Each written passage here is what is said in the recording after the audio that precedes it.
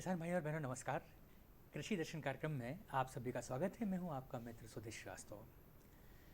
किसान भाइयों, खेती को जोखिम का व्यवसाय कहा जाता है क्योंकि यह प्राकृतिक आधारित होता है, प्रकृति आधारित होता है और बहुत सारे जोखिम ऐसे होते हैं जो खेती के काम के साथ साथ हम खुद उसकी वजह बन जाते हैं। हमारी असावधानियां, हमारी जल्दबाजी कई बार ऐसे एक्सीडेंट्स करवा देती है जिनका खामियाजा हमें ज़िंदगी भर भोगना पड़ता है। आज हम बातचीत करेंगे कृषि में होने वाले दुर्घटनाओं के संबंध में और उनसे कैसे बचाव किया जा सकता है। आज एक बड़े विशेषज्ञ हमारे साथ हैं, श्री डॉक्टर लोकेंद्र सिंह कोट जी। कोट साहब जिला अस्पताल रतलाम में और बल्कि वो जो वहाँ का मेडिकल कॉलेज है वहाँ पर इन्हीं विषयों पर अनुसंधान कर रहे हैं। सामाजिक विज्ञान से जुड़े हुए जो विषय हैं उसका अनुसंधान का बड़ा अनुभव है इनको और कृषि में दुर्घटनाओं से बचाव के लिए इन्होंने विशेष रूप से अध्ययन किया है।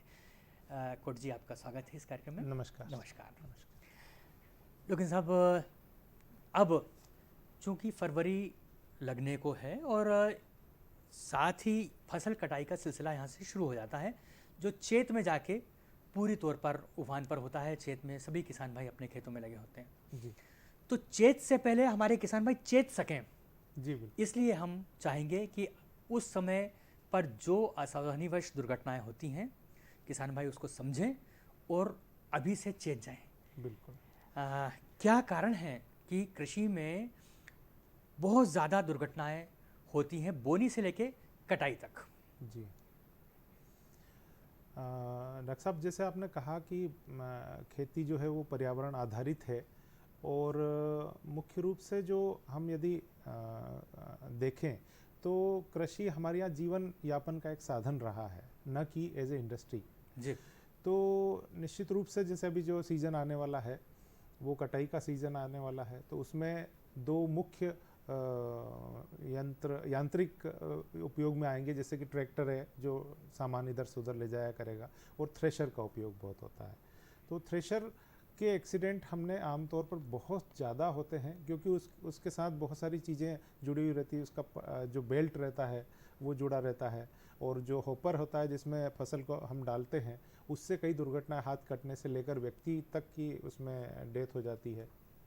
फिर दूसरा है कि ट्रैक्टर से माल जो फसल है उसको इधर से उधर ढोने का जो काम किया जाता है उसमें भी कई बार ज़्यादा फसल भर ली जाती है क्योंकि उनको अज्ञान या कह लीजिए कि प्रशिक्षण का अभाव समझ लीजिए उसमें, तो वो ट्रॉली पलट जाती है, उसके नीचे दब जाते हैं या फिर किसान भाई जो ट्रैक्टर का जो आगे वाला हिस्सा है वो उड़ जाता है और पलट जाता है।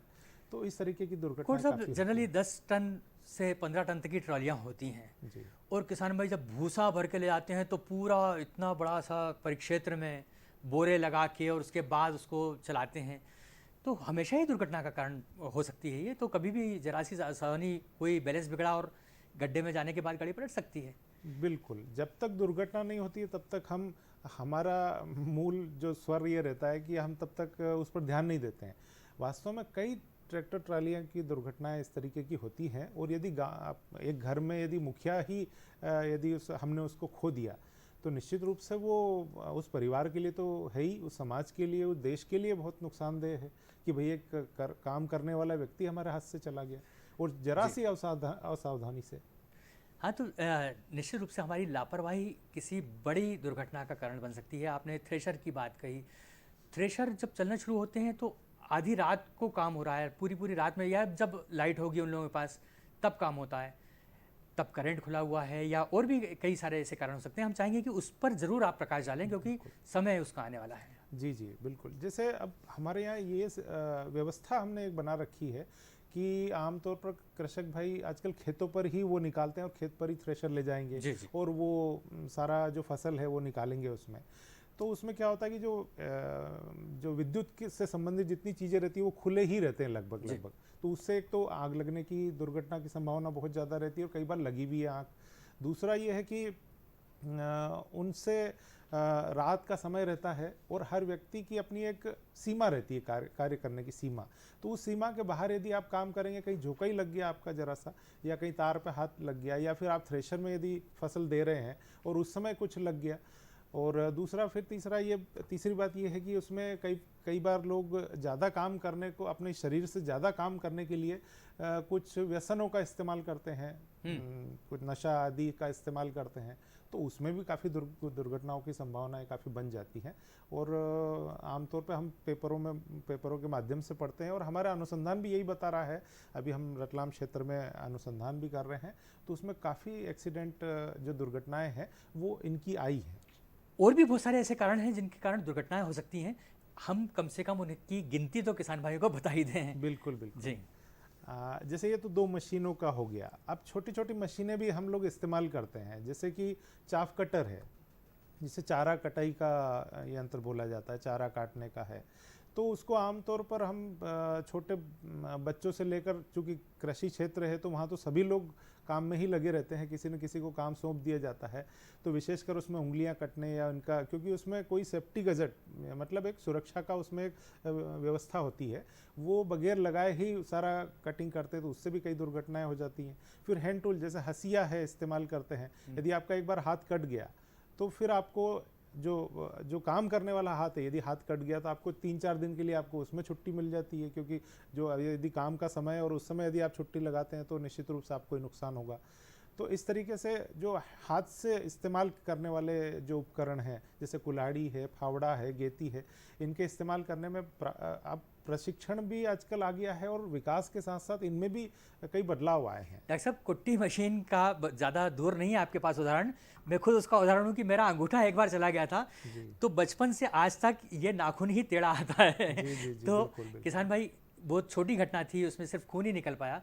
कई बार हो सकता था कि मेरी उंगली या अंगूठा पूरा चला जाता, या ऐसा ही किसान भाइयों के साथ हो जाता है।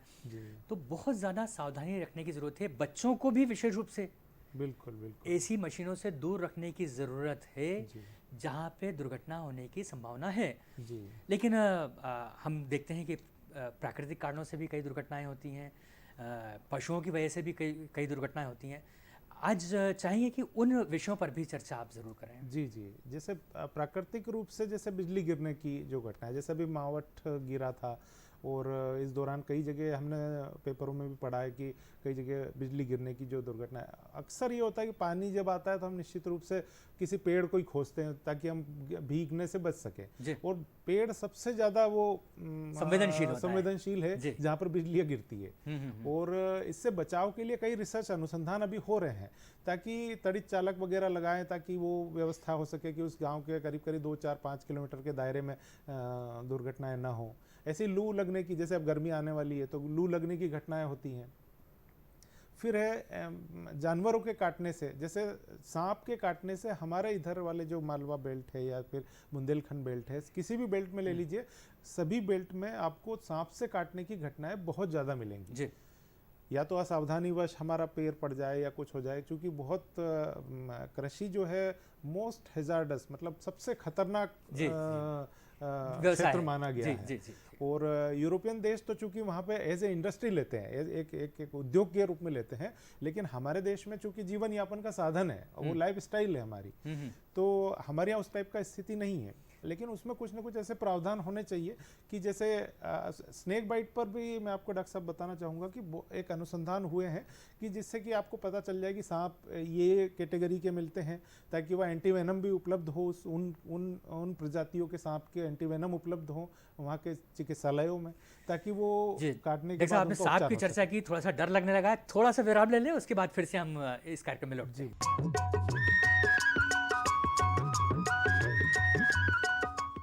अरे सुन तो। मुझे क्या सुनाना चाहते हो? जो सुनाओ मेरी सौतन को। किसको? अरे वही तुम्हारा मोबाइल फोन, जिससे सुबह शाम दिन रात चिपके रहते थे और कहते थे किसान कॉल सेंटर से बातें हो रही हैं। अच्छा ये बात है। हाँ, क्यों, क्या हुआ? अब बात नहीं होती क्या? अब तो झट से बात हो जाती है। संबंधी समस्याओं का अपनी भाषा में तुरंत हल पाने के लिए पूरे भारत में किसी भी फोन से हेल्पलाइन नंबर पर संपर्क करें। किसानों का दोस्त किसान कॉल सेंटर।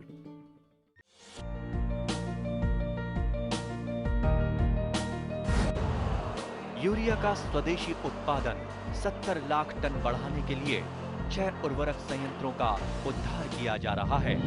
FCIL के गोरखपुर, सिंदरी, तलचर और रामागुंडम संयंत्र, HFCL की बरौनी इकाई और BVFCL की नामरू फोर्थ। सोने पर सुहागा ये है कि देश में अब बनेगा सिर्फ नीम लेपित यूरिया, क्योंकि इससे होगा किसानों का फायदा ही फायदा। अनाज का उत्पादन 10% तक बढ़ेगा। बढ़ेगी 10 से 15% नाइट्रोजन क्षमता।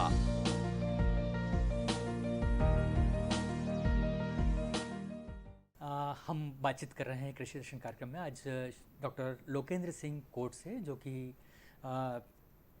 मेडिकल कॉलेज रतलाम में पदस्थ हैं और साथ में कृषि दुर्घटनाओं के विशेषज्ञ हैं। ब्रेक पे जाने से पहले हम बात कर रहे थे कि सांप से काटने की कई दुर्घटनाएं होती हैं, कई घटनाएं होती हैं और कई बार तो जीवन से भी हाथ धोना पड़ जाता है हमारे किसान भाइयों को। कैसे पहचाने कि ये सांप जहरीला है और कैसे उससे बचाव करें, डॉक्टर साहब, इस विषय में हमारे किसान भाइयों को जानकारी दें। इसके लिए विस्तृत रूप से थोड़ा सा शासन प्रशासन को भी साथ में ध्यान देना पड़ेगा, या NGO भी जो लोग काम कर रहे हैं उस क्षेत्र में, कि उस क्षेत्र के सारे सांपों का आजकल वर्गीकरण हो चुका होता है कि इन टाइप प्रकृति के सांप उपलब्ध होते हैं इस क्षेत्र में, इस जिले में, इस गांव में इस तरह के सांप पाए इस तरीके के, जैसे कोबरा है, एक विशेष स्थितियों में अपने यहाँ मालवा में मुख्य रूप से पाए जाते हैं, करेत सांप हैं। तो इनके यदि अब चूंकि घटनाओं को हम एकदम रोक नहीं सकते कैसे, क्योंकि अनायास होती है सारी दुर्घटनाएं, तो हम उनका कम से कम उपचार के लिए एंटीवेनम उनका उपलब्ध हो सके। हमारे जो भी जिला चिकित्सालय स्तर या ब्लॉक स्तर पे जो चिकित्सालय हैं, जो उन स्तरों पे उपलब्ध हो सके, जैसे गुजरात में ये व्यवस्थाएं हैं। चलिए अपन बात ये करें कि अगर सांप काट ही ले तो प्राथमिक चिकित्सा, प्राथमिक उपचार उसको क्या दें? जी, प्राथमिक सबसे पहले तो उसको ये है कि जहाँ पर उसको काटा है और उसके ऊपर अच्छे से पानी से साफ कर लें और तुरंत जितनी जल्दी हो सके उसको अस्पताल तक पहुँचाया जाए। क्या आमतौर पर ये देखा जाता है कि हमारे यहाँ हम झाड़ फूक या उसमें लगे रहते हैं तो उसमें काफ़ी शरीर में जहर फैल चुका होता है और तब तक, जब तक कि हम अस्पताल पहुँचते हैं तब तक कि किसान भाई बंधु या जो भी मजदूर वर्ग है, जो भी काम कर रहे हैं, उनकी मृत्यु हो जाती है या फिर बहुत सी गंभीर अवस्था में वो पहुंचे हुए स्थिति में हमारे पास आते हैं।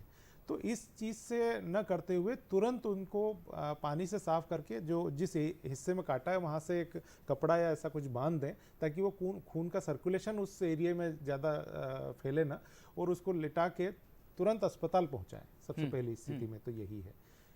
मैंने उसको और काम में ना लग रहने दें, जिससे कि अगर वो सांस चलेगी तो खून ऊपर की तरफ खिंचेगा। उसको सांस चलने की एक्टिविटी भी ना हो, कुछ ना गतिविधि ना करे और साथ में लेटा कर तुरंत अस्पताल पहुंचाएं। कई बार हम झाड़ फूक में लगे रहते हैं, आसपास जो भी अपने उपलब्ध रहते हैं उसमें, तो उससे थोड़ा सा बचा जाए। जी जी, तो वो कोशिश करें कि सांप से के जहर को से बचाने वाला जो आपने वेनम कहा, वो इंजेक्शन जरूर लग जाए, जिससे जरूर मिले। हाँ, तो बचत हो सके।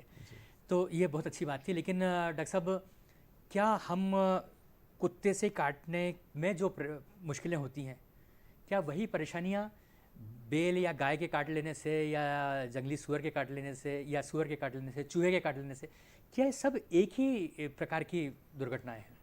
हाँ, वो गंभीरता पर निर्भर करता है, पर जैसे कुछ जहरीले नहीं रहते हैं, जैसे किसी चूहे ने काटा है या ऐसे इनने काटा है, दूसरे जानवरों ने काटा है, तो निर्भर करता है कि जो कुत्ते की प्रजाति के जो जानवर हैं वो जरूर रूप से यदि कोई उनमें कोई किसी प्रकार का संक्रमण है तो वो मनुष्य में भी फैलेगा। लेकिन यदि दूसरे काटा है, पर किसी भी कोई भी एनिमल बाइट, कोई भी जानवरों के काटने की व्यवस्था हो तो तुरंत अस्पताल जरूर आएँ, तो ताकि वो प्रॉपर रेबीज, तो कम से कम रेबीज का इंजेक्शन जरूर लगाएं, क्योंकि कुत्ते के काटने से, क्योंकि रेबीज का कोई अभी तक इलाज भी नहीं है, तो निश्चित रूप से उसमें यदि आप जाकर उसको इलाज करवाएंगे तो बेहतर हो पाए। और अगर चूहा भी काट ले तो उसको छोटा सा ना समझें, क्योंकि उसमें भी विषाणु हो सकते हैं, उससे भी जनित कुछ रोग होते हैं जो होने लगते हैं, तो उससे भी बचाव होगा। तो हमें सबसे पहले चिकित्सालय की तरफ ही जाना होगा। और डॉक्टर साहब, इसमें मैं ये जरूर जोड़ना चाहूँगा कि किसी भी पशु से इतना लाड़ ना दिखाएं कि बिल्कुल वो उसके मुंह के अंदर हाथ डाल के रखें और बहुत ज़्यादा जी जी जी अति कर बिल्कुल, दें। बिल्कुल। डॉक्टर साहब, एक जो सबसे ज़्यादा गंभीर समस्या है गांव की ओर हम देखते हैं, किसानों की आत्महत्या के प्रकरण बहुत बढ़ रहे हैं। जो शहरी बीमारी है जी, ज़्यादा तनाव की, वो गांव की ओर बढ़ गई है और उसमें हम देखते हैं कि किन्हीं कारणों से किसान भाई आत्महत्या कर लेते हैं। एक बहुत अच्छी समझाइश की ज़रूरत उनको है।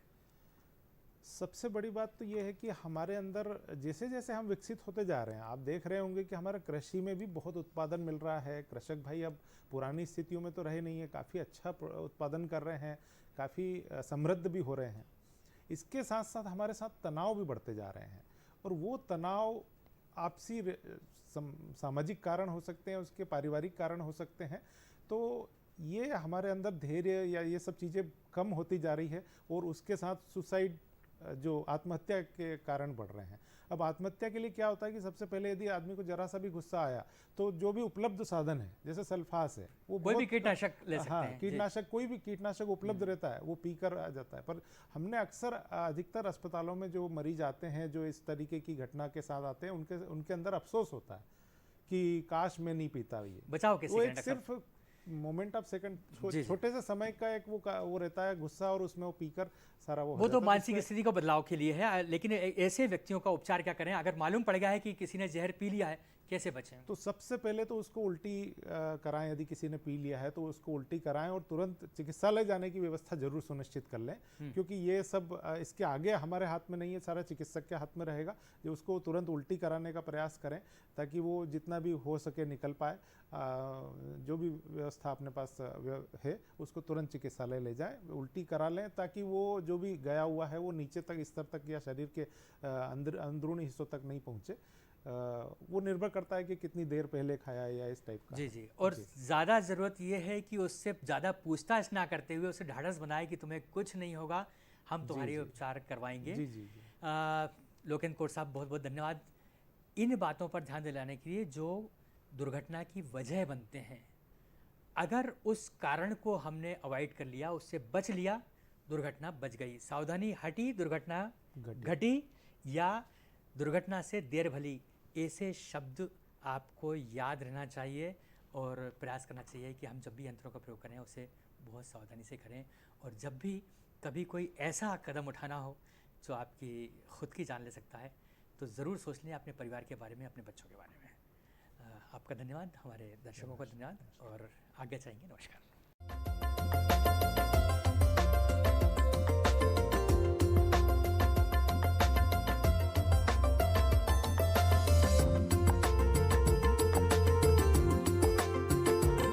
नमस्कार किसान भाइयों, आप सभी का स्वागत है खबरें खेती की में।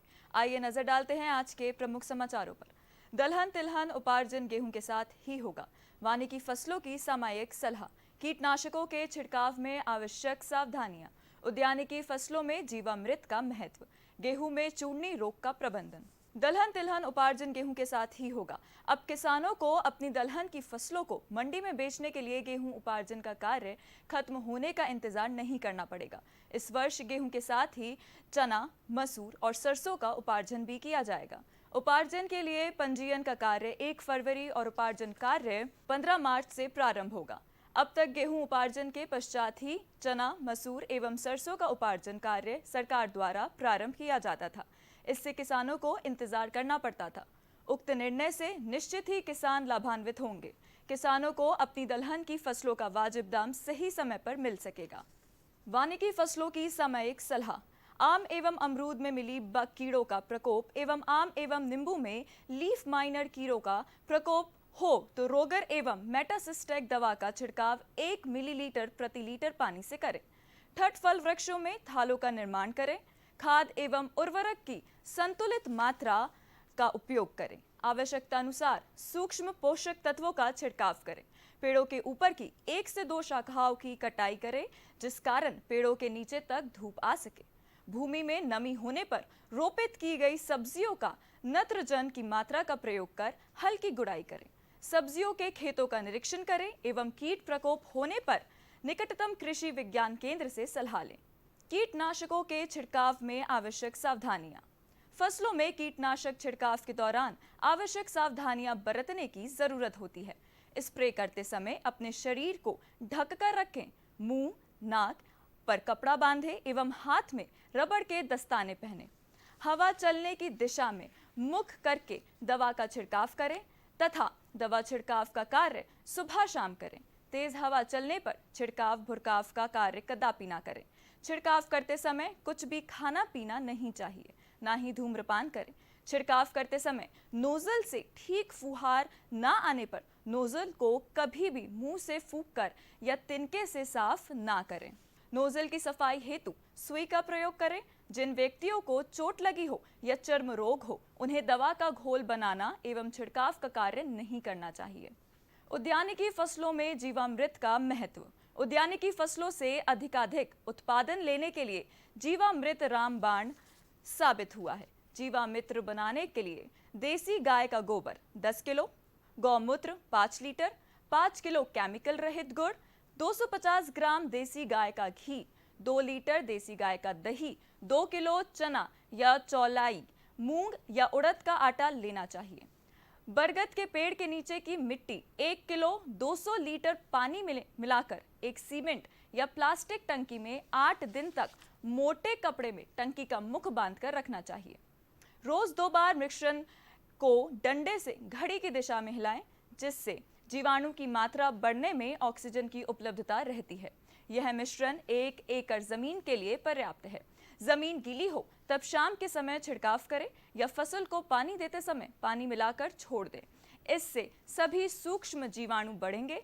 हर फसल को कम से कम मास में 1 बार जीवामृत देने से उत्पादन बढ़ाया जा सकता है।